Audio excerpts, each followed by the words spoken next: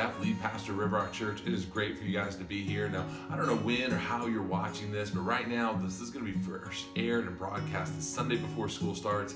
Summer's over, the extended summer. We're kind of getting in and moving to the school year. It's anxious. Who knows what's going to happen? But I'm glad that you're here today, and this is going to be a great service. If you're just coming off of maybe like a last-minute trip to the lake or the beach, and maybe you didn't apply suntan lotion on your face, and you're running around with a sunburn, I get it. So anyways, good for you guys to be here today. So we are excited at RiverRock to help serve our community. We're taking up a drive for disinfectant things, hand sanitizer, wipes, Lysol spray, anything like that. If you could drop it off at the Lakeside High School between 12 and 2, that's like today, like as soon as you're done with this message, go get it 12 and 2 on August 2nd, drop those things off. If you get this and you're watching this afterwards and you find those supplies, drop them off at Lakeside anyways. It's compliments of RiverRock Church. We want to serve our community. It's kind of a tenuous time for our teachers, and I think this is a great opportunity for them to know that they're not alone, that we as a church are there for them and they're praying for them.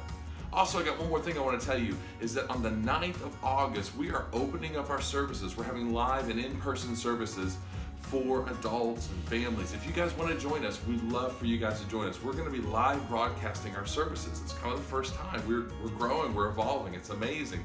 And we want to open those doors. Now, we're not like open full bore, okay? It's not like everything's back to normal. It won't be back to normal. This is going to be a social distancing service.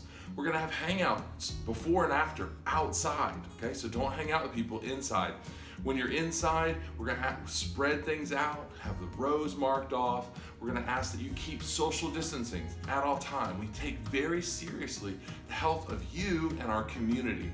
And so we want to make sure we honor those requests and provide the safest environment. So please observe those social distancing, and please join us at 10:30 next Sunday. All right, today, it's going to be a great day. We've got the worship team. They're going to get our hearts and our minds kind of prepared for God. So turn it up, do what you need to do, sing along with the words. That's super cool. And then we have a challenging message from our teaching pastor, Andy Stanley, today. And that's okay. I hope that doesn't scare you, a challenging message. Because, I mean, think about it. We have to be challenged in order to grow, right? That's why you go to a gym and work out. I don't know if you go to the gym. That's why you do your home workouts now, because you have to challenge those muscles for them to grow stronger. So, man, this is a great time for you guys, and it's an opportunity to grow. So thanks you guys so much, very much. We appreciate you guys. We'll look forward to seeing you, and I'll see you at the end. Have a great day. Good morning, RiverRock. Sing this with us. Just one word. Oh, just one word. You calm the storm that surrounds me. Just one word, the darkness has to retreat. Just one touch. Just one touch, I feel the presence of heaven. Just one touch, my eyes were open to see. My heart can't help but believe. There's nothing that our God can't do. There's not a mountain that He can't move. Oh, praise the name that makes a way. There's nothing that our God can't do. One word, just one word. You heal what's broken inside me. Just one word, and you revive every dream. One touch, just one touch, I feel the power of heaven. Just one touch, my eyes were open to see. My heart can't help but believe. There's nothing that our God can't do. There's not a mountain that He can't move.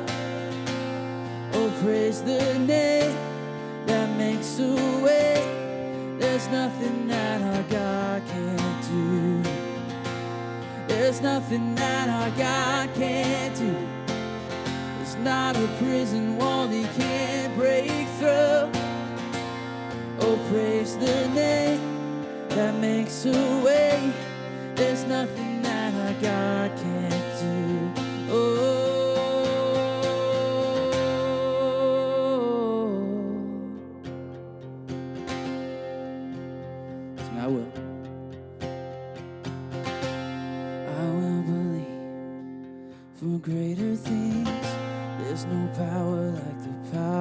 of Jesus. Let faith arise. Let all agree. There's no power like the power of Jesus. Come on. I will believe for greater things. There's no power like the power of Jesus. Faith arise. Let all agree. There's no power like the power of Jesus. I will believe for greater things. There's no power like the power of Jesus. Let faith arise. Let all agree. There's no power like his power. There's nothing that our God can't do. There's not a mountain that he can move. Oh, praise the name that makes a way. There's nothing that our God can't do. Oh, there's nothing that our God can't do. There's not a prison wall he can't break through. Oh, praise the name that makes a way. There's nothing that our God can't do. I will believe.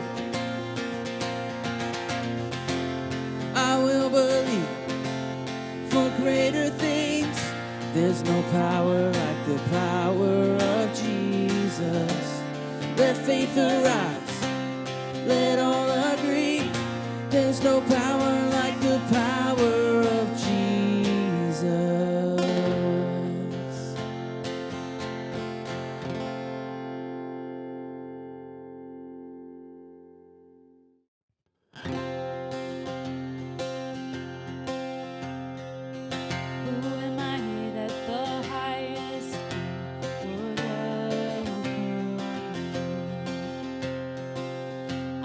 Lost, but he brought me in. Oh, his love for me.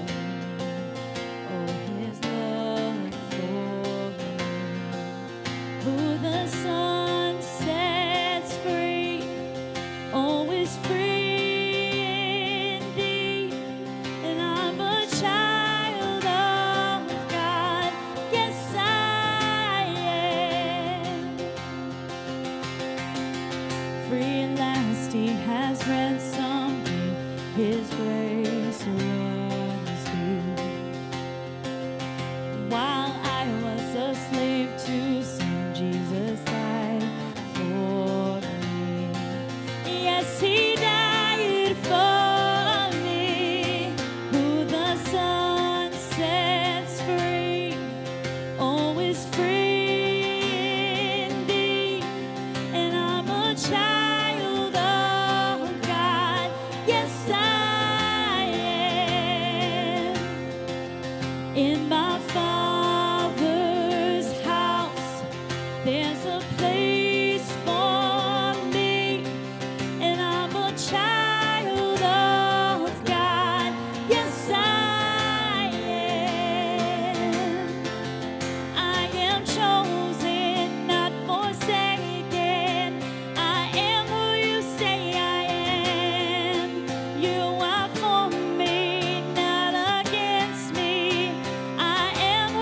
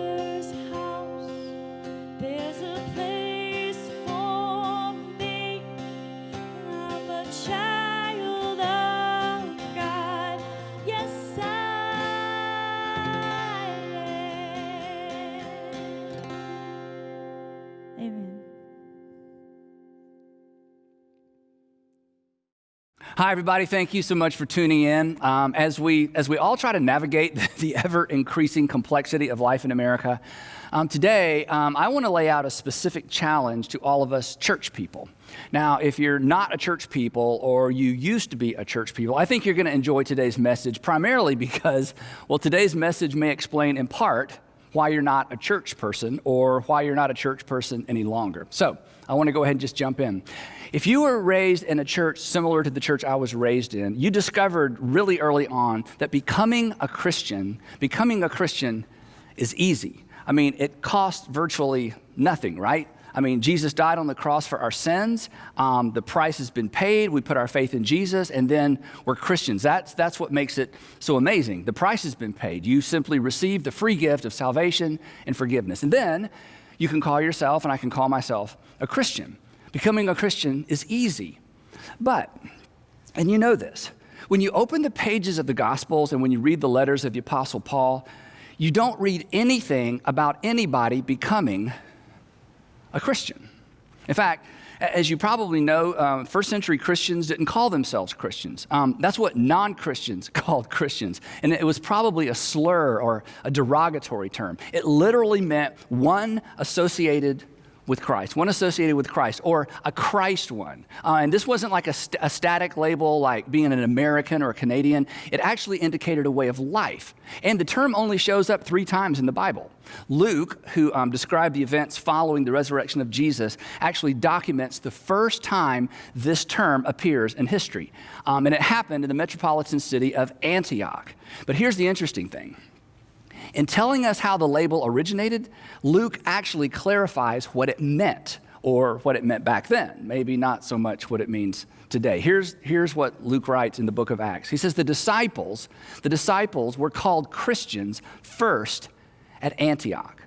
But this raises a question for us. The disciples were called Christians first at Antioch, so who were the disciples? Now, he's not talking about the 12 apostles. This referred to a broader group of people. In fact, in the Gospels, and we've talked about this before, the term disciple always referred, in the New Testament, the term disciple always referred to Jesus followers, people who publicly associated with Jesus before his crucifixion, and the people who followed his teaching after the resurrection. Now, one of the reasons that we think the term Christian might have been a derogatory term is because first century followers of Jesus were accused of being part of a cult, or they referred to it as a sect. Specifically, they were referred to people who were part of a Nazarene sect. And the reason, of course, they called it a Nazarene sect is because they followed a teacher from Nazareth. There was something unusual about these people that set them apart from their idol-worshiping friends in Antioch. So the citizens of Antioch, and you can understand this, the citizens of Antioch, they felt pressed to come up with a name for these people. And they couldn't just call them disciples because lots of teachers and lots of philosophers and lots of rabbis had disciples. So they came up with a term. They called the followers of Jesus, or the disciples of Jesus, Christians. And this is challenging for us. And this is challenging for me. You may be comfortable claiming the badge or the title of Christian, the way us modern folks use the term, right? But here's the question I want us to wrestle with for a few minutes today. It's easy to say I'm a Christian, but am I a Jesus follower? Are we following, or are we simply believing in? Am I following his example, or am I just trying to be a good example? And this is a terrifying question. It's terrifying because, well, see, I can define and redefine the term Christian until I'm fine. And you can define and redefine the term Christian until you're fine. And we can all define and redefine the term Christian until we all feel fine about our faith and our approach to faith. And the reason we can do that is because neither Jesus nor anybody in the Bible clearly defines what it means to be a Christian. But Jesus follower, that doesn't really need any defining, does it? Becoming a Christian is easy. It won't cost you anything. Following Jesus, it will always cost us something. And it costs some people more than others, right? And here's what you know, and here's what I know. Here's what history tells us. The ones it cost the most are the ones that made the most difference. As we talk about all the time in our churches, Jesus came to earth to introduce the kingdom of God to earth. He was the king. We know this. He was the king who came to reverse the order of things. So to follow Jesus then and to follow Jesus now requires us to live in a different direction, to some extent to be countercultural. And this was certainly the case in the first century. And Jesus made this abundantly clear right out of the gate in his most famous, his most quoted, and perhaps his least applied sermon. We refer to it as the Sermon on the Mount. Here's how it happened. Now, when Jesus saw the crowds, there were always crowds. Now, when Jesus saw the crowds, he went up on a mountain, thus the Sermon on the Mount, and he sat down, and here's our word, and his disciples, his followers came to him, and he began to teach them. And the crowd had no idea how lucky they were. Think about this. They don't know this. They have no idea. They are at the Sermon on the Mount. Are you kidding? I mean, what an honor, what a privilege. They have no idea. They are spectators. They are the audience for the Sermon on the Mount. Back in 1977, at the Omni, an arena in Atlanta, I saw sticks open for Kiss. It was amazing. These people are at the Sermon on the Mount. I was at Brave Stadium in 1992. All the Atlanta audience will remember this. I was at Brave Stadium in 1992 when Sid Bream rounded third base in slow motion. You remember this? He slides home and he sends the Braves to the World Series. I was there for that. It was amazing. We hugged strangers. We drove through the city of Atlanta with our windows down, high-fiving people we did not even know. It was unbelievable. But these people are at the Sermon on the Mount. I was so fortunate to be invited to and to attend Billy Graham's funeral, one of the highlights of my life. But goodness, this lucky group, they participated in an event that would shape Western civilization and would reshape cultural values and cultural norms. So Jesus stands up in front of this large crowd and he turns everything upside down. Love your enemies. Give away your stuff. And when somebody asks for a little, give them a lot. And when somebody wants to borrow from you, let them borrow and don't even ask for the stuff back. Go the extra mile. Turn the other cheek. Oh, you can't make things right with God until you're right with the people around you. Don't think for a minute that you can have peace with God if you don't have peace with the people in your family. If you're standing at the temple and you're about to make a sacrifice for your sin and there are 3 people ahead of you and you've been standing there for hours and suddenly it dawns on you that somebody at home has something against you, this was amazing. He said, leave your sacrifice there in the temple and go home and make things right with your brother or sister. You can't be right with God if you're not right with your brother, if you're not right with your family, if you're not right with your neighbor. Hey, and stop staring at that little speck of sawdust in your brother's eye and clean out your own eye first, and then you'll be able to see your brother better, and you'll be able to help your brother. You've heard it said, an eye for an eye and a tooth for a tooth. Not anymore, not in my kingdom. Blessed are those who curse you. It was epic. It was disturbing. He literally turned their entire value system upside down. And then, read it for yourself. He drops the mic and he heads to Capernaum. When Jesus had finished, I love this, when Jesus had finished saying these things, and I just gave you the summary, right? The crowds were amazed at his teaching. Why? Because he taught as one who had authority. He was a king, as one who had authority and not as their teachers of the law. And when Jesus came down from the mountainside, large crowds followed him. It was a street party. Nothing like this had ever happened before. I mean, John the Baptist, he was kind of the warm-up act, and he attracted thousands and thousands of people, but there was something different about Jesus. Again, he spoke as one who had authority, and maybe this was the Messiah. And then a man with leprosy shows up. He shows up, he steps right in front of Jesus, and he kneels down before Jesus. And this was kind of a downer, right? I mean, as soon as a leper shows up, the crowd kind of stops. They kind of make space. Nobody wants to get too close. And it's like, oh, things were going so well. And the leper says to Jesus, if you are willing, Lord, if you are willing, you can make me clean. Now, Jesus had just taught, blessed are the poor in spirit, blessed are the poor, blessed are those who mourn, for they'll be comforted. Big talk, right? So what's he going to do? Jesus, you know this story, he reaches out his hand and he touched the man, and I love this. And he said, I am willing, be clean. And immediately he was cleansed of his leprosy. And the crowd, the large crowd, it goes wild. I mean, this guy is walking his talk.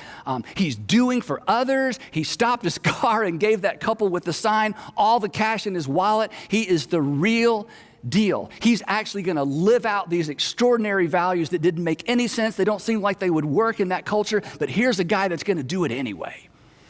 And then, suddenly, unexpectedly, the mood changes. And what happens next is completely lost on us. In fact, Matthew doesn't even bother to elaborate because the folks who witnessed this, they didn't need any elaboration. And everybody there, everybody who heard about it, all of Matthew's first century readers, they got this. They felt it. It was like a 17-year-old boy talking to his friends and telling the friends the story of being all cuddled up with his girlfriend in his girlfriend's basement, when suddenly the lights come on and her dad is standing there. And his friends, they all have the same question, right? And their question is not, well, how did you feel in that moment? No, they already know the answer to that question. What do they want to know? They want to know, well, what happened next?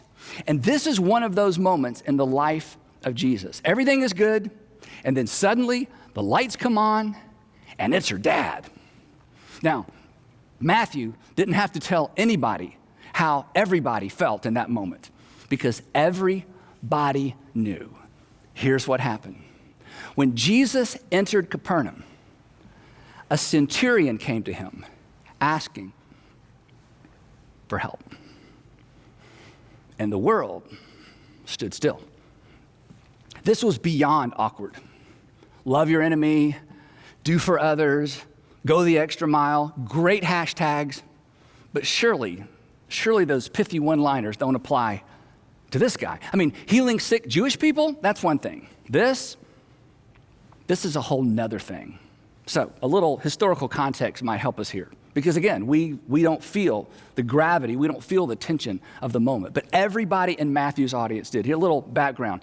About 100 years before this event, General Roman Pompey enters the city of Jerusalem, desecrates the temple and the Holy of Holies by giving himself a self-guided tour. Pompey was so curious to see this Jewish God that he'd heard so much about, this Jewish God that was so easily offended and who considered himself too good to be a part of any pantheon of gods, a God that was too good and so good that he claimed to be the only God. So he brushed aside the priest and he boldly went where only the high priest had gone before, right into the Holy of Holies. He pulls aside that huge over-engineered curtain that separated the God chamber from the outer court. He walks into the Holy of Holies.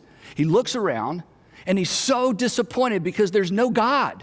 There's no idol. There's a golden table, there's a candlestick, and there are about 2,000 talents of gold, but no God. And he probably thought to himself, these crazy Jews, they build this extraordinary structure, this physical structure for a God who has no physical representation. I mean, what good is a God you can't see? And then he left.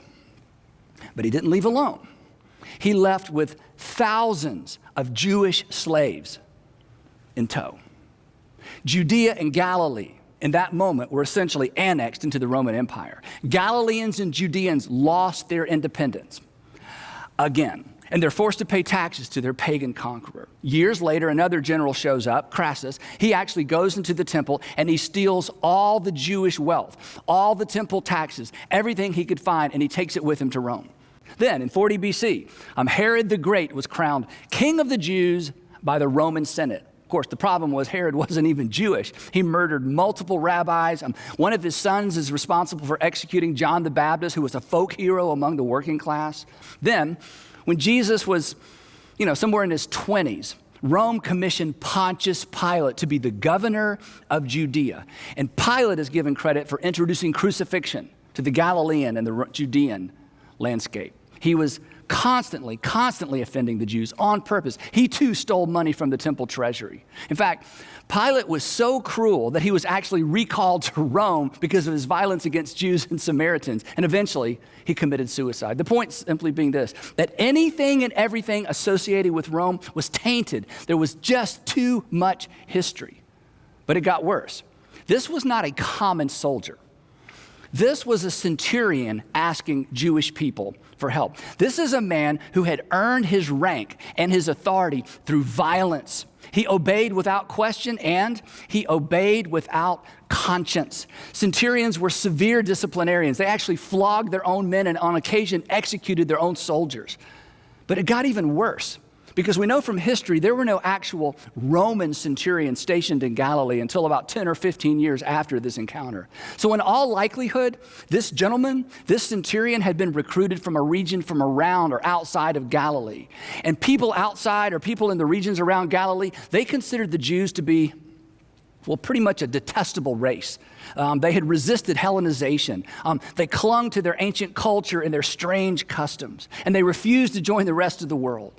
People from the neighboring regions considered Jews to be racist. I mean, after all, Jews considered all non-Jews off limits, unclean. They wouldn't allow their daughters to marry the sons of Gentile people, and they wouldn't allow their sons to marry Gentile women. In fact, you may remember this. Remember Jesus' encounter with the woman at the well? We call it the woman at the well, the Samaritan woman. When he spoke to the woman, the Samaritan woman, do you remember how she responded? She was shocked that a Jew would even speak to her. That was the relationship between first century Jews and outsiders in a nutshell. Remember Peter, the Apostle Peter? He just openly admitted that he had never, think about this, he had never stepped foot inside a Gentile home. He wouldn't dream of such a thing. So no wonder the people from the border regions considered Jews to be strange and odd and to some extent just detestable, racist. This was the context. This was the tension. This was the emotion. This was the disgust that hung in the air that afternoon on the outskirts of Capernaum as Jesus is stopped by a centurion asking for help. The centurion represented everything Jesus had a right to hate. I mean, personally, nationally, ethnically, religiously, it was all wrong. He had blood on his hands. He had Jewish blood on his hands. And now he needs a favor. Have you been there? Been there? I think we've all been there, right? What? You want a job recommendation? Are you kidding? After the way you treated me, after the way you treated our employees, you want us to give you a good recommendation? Are you kidding? What? You want to borrow money? No. You mean you want to borrow more money? You haven't paid me back from the last time you borrowed money from me. You want a second chance? Are you kidding? This is your third second chance. You've had 3 second chances. Oh, you want to come for Christmas? Have you forgotten how you treated me and our family last Christmas? Oh, you need to stay with someone for a while? Okay, last time a while was 3 months. You never said thank you, and you never offered to help with the bills. Too much history. Now, this is what we have in common. Isn't it true that if I want you to help a stranger who's never done anything for you or to you, you're for that, right? I mean, in terms of helping someone I don't know that's never done anything to me or for me, I'm all for that. I'm up for that, aren't you? I mean, that feels good. But doing good for someone who hurt me, or doing good for someone who reminds me of someone who hurt me or hurt someone I love, I just think that's too much. Becoming a Christian is easy. Salvation is free. It'll cost you nothing. Following Jesus, moving beyond what's reasonable, beyond what's expected, that's difficult. It's unnatural. It's beyond natural. It's almost supernatural. And of course, that was Jesus' point. And if you do good, remember he taught this, Sermon on the Mount, and if you do good to those who are good to you, what credit is that to you? Even sinners do that. If you do good only for those who do good for you, there's nothing unusual about that.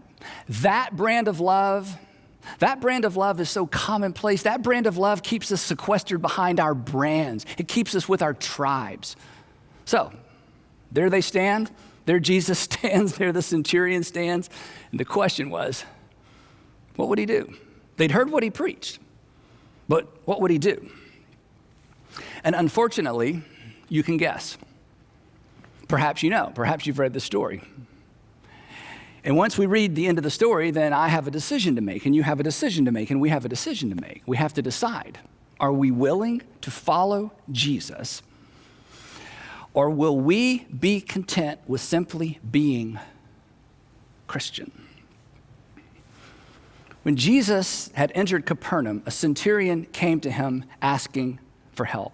Lord, he said, my servant is at home paralyzed, suffering terribly. Wait, hang on. You are suddenly concerned about someone suffering terribly? Are you kidding? The nerve of you? You personify, as a Roman centurion, you personify suffering terribly. You cause suffering for a living. We've suffered our whole lives because of you, and your nation and your armies and your legions. We've suffered as long as we can remember. And now you want one of us to relieve the suffering of someone important to you when you've never done that for us. In fact, you've done the opposite to us. And you know what, at this point, Jesus could have gotten personal, right? He could have said to the centurion, look at me.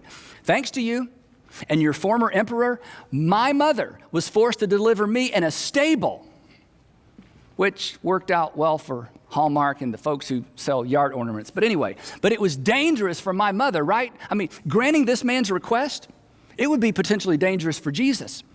He could lose the crowd. He would lose the patriots. He would lose the working class. When rumors of this spread, this could be the end of the mission. But Jesus had come to introduce a new kind of kingdom. He had come to introduce a new morality, a new ethic, a new way of seeing the world, and maybe more importantly, a new way of seeing everybody in the world. And so, in keeping with his own teaching, to illustrate what he just taught, he chose to do good for someone who represented an empire who had done unimaginable harm to his people, his nation, his family. And think about it. In the end, the empire that would oversee his own crucifixion. And Jesus says to him, okay, I'll do it. In fact, would you like for me to come and heal him? Would you like for me to come with you to your home to heal him? And I'm telling you, the Jews in the crowd are like, this is certainly a bridge too far. And the centurion, to their relief, replied, Lord, I do not deserve to have you come under my roof. To which everybody in the crowd thought, well, you got that right. You certainly don't. The centurion continues, and in an extraordinary, unprecedented expression of faith, he says, but Jesus, you don't need to come to my home, but just say the word, and my servant will be healed. Jesus, you and I aren't so different. Like you, I myself am a man under authority, with soldiers under me. I tell this one, go, and he goes. And I say to this one, come, and he comes. And I say to my servant, do this, and he does it. So no, I don't need you to come to my house. Just say the word, and my servant will be healed. And then Jesus, again to the shock of this crowd, commends this centurion on his faith. And he says, go, let it be done to you, just as you believed it would. And then I think he pauses, he looks out over his crowd, he smiles, and then he heads to Peter's house to get a bite of lunch. And once again, the crowd is stunned. He spoke as one who had authority. And he's matching his words with his deeds. He wasn't kidding. Those were more than hashtags. He actually expects us to literally do good for those who don't and won't do good for us. He expects us to literally to do good for those who don't look like or live like us. He expects us to do good for people who don't even like us. So, back to us. It's no wonder, come on, right? It's no wonder that we reduce our faith to a label, right? It's no wonder we're content to take notes, feel bad about ourselves for a moment, and then just retreat to what's comfortable. Because it's easier to be a Christian than to be a Jesus follower. It's easier to do good for a stranger than for an offender. It's easier to love people who look like me, who think like me, right? Who live like me, and who agree with me. It is easier to be a Christian than a Jesus follower. And if that's what you choose, if that's what we choose, we will contribute to the challenges we are wrestling with as a nation. And I'll tell you why. Because if you don't choose to follow Jesus, you will be content to simply believe. You'll be content to believe. You'll believe all the right things. You'll believe that all men and women are created in the image of God, that they're all created equal, that they have intrinsic worth, that they have divinely assigned value. You'll agree with C.S. Lewis when he made this extraordinary statement that there are no ordinary people. There are no mere mortals. You'll believe from the bottom of your heart that a person's value and dignity is not assigned by men. It is assigned by God. But if you have not decided to follow Jesus, if I've not decided to follow Jesus, it just ends there. It ends with correct belief. If we don't decide to follow Jesus, we will not act. We won't act on what we claim to believe when it costs us something. And we will not react. We will not react when we see people treated unjustly, unkindly, unfairly. Now, here's the really interesting thing. Apparently, Jesus saw this coming. Apparently, Jesus saw us coming. He saw me coming. He seemed to have anticipated a generation that would be content to know, but not to do. In fact, this is so interesting. Jesus reserved his final words, his harshest statements in the Sermon on the Mount for those people who would hear and not do, who would agree, but who wouldn't act. For those who are content to sit and to listen and nod, but refuse to follow. Here, think about this. This is amazing. Here is the closing statement. Here is the closing statement of his most famous sermon. Here's how he closes it. But everyone who hears these words of mine and does not put them into practice is like a foolish man. Everyone who heard this sermon and who was moved by this sermon and even agreed with parts of this sermon, but when it gets down to real life, when it gets down to those emotionally, those emotional moments where it's just too much to think about following through with what we just heard, he said, the person who hears these words of mine and refuses to put them into action is like a foolish man. Specifically, they're a fool. And they're a fool because he or she will have fooled themselves. They will have fooled themselves into thinking that they're better than they really are, that they found favor with God that they don't really possess. It's like a foolish man who built his house on sand. It looked great. You remember how this ends. And then the rains came down, and then the streams rose, and then the winds blew, and they beat against that house, and it fell with a great crash. So here's what I want to leave you with. The men and women who make a difference in the world are not the men and women who believe right. They are the men and women who act and react when something isn't right, even when it costs them. So here's my invitation to you. Here's my invitation to us. Here's my invitation to me. Let's not be content with Christian. Let's follow. Let's continue to do good for those who can't or won't do good for themselves. And then, when the centurions in our world show up, when everything in us recoils at the thought of leveraging our resources, our time, our reputation for their good, let's remember this. Because this is at the epicenter of our faith. This is the why behind the what. This is why Jesus could say what he said and expect us to follow through. This is what compelled post-resurrection followers to embrace this kingdom ethic to such an extent that it eventually captured the imagination of the empire. Let's remember this when confronted by the centurion in our world. But God